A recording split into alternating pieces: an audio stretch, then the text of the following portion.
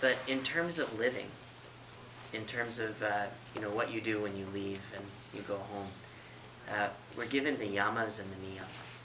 Yamas are ethical sort of rules of conduct that have to do with the way we interact with other people. And niyamas are rules about how we interact with ourselves, how we kind of behave with ourselves. And so yama is, there's 5 of them. Ahimsa is non-harming, satya, truthfulness, asteya, non-stealing, brahmacharya, sexual continence, and aparigraha, which is non-hoarding. Ahimsa, for us in our tradition, Ashtanga Vinyasa Yoga, ahimsa, the big kind of effect of that rule is that we are vegetarian. We consider eating non-vegetarian food to be non-sattvic. It's tamasic. That's there's a lot of conversation around that. But I'll just tell you what my teacher has taught me. And so one of the main ways that we can sattvicize our body is through sattvic foods, a vegetarian diet. And in terms of this path, this particular path, that's a very important choice.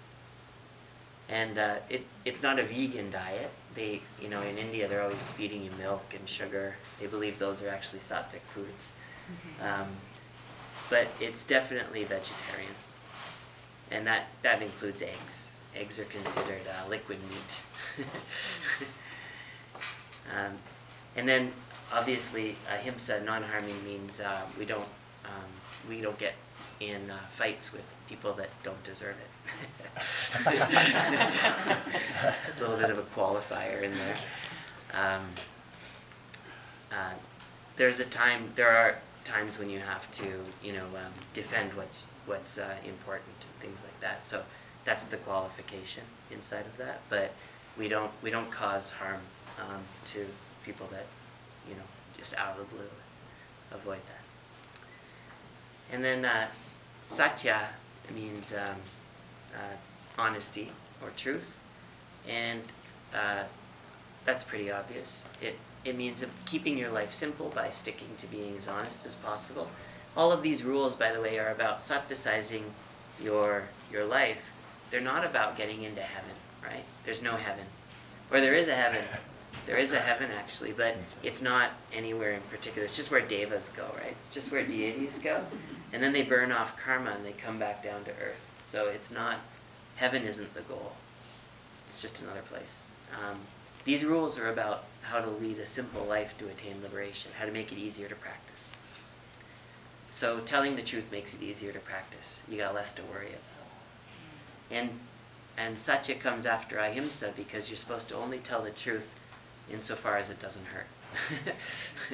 You try not to hurt with the truth. Asteya is non-stealing. Again, it keeps life a lot simpler. If you don't steal, you don't take what's yours. A little more complicated, it's brahmacharya. This is a householder tradition. So the idea is that we have families, we have sex to have families, and we're in the world. So brahmacharya is sometimes a monastic vow, which means no relationships with the opposite sex. But for us, it means sexual continence, and it means developing a single relationship in that sense, and being careful about how we use that energy. Being tidy. And then aparigraha is non-hoarding, which is not taking more than you need in your life, because again, that gets complicated, right? When you have more than you need. Sort of owning things for things' sake. So I'm reading a book by about Krishnamacharya right now, and he said a yogi, owning a large amount of money makes it very difficult to practice yoga. It's interesting. So these are the yamas.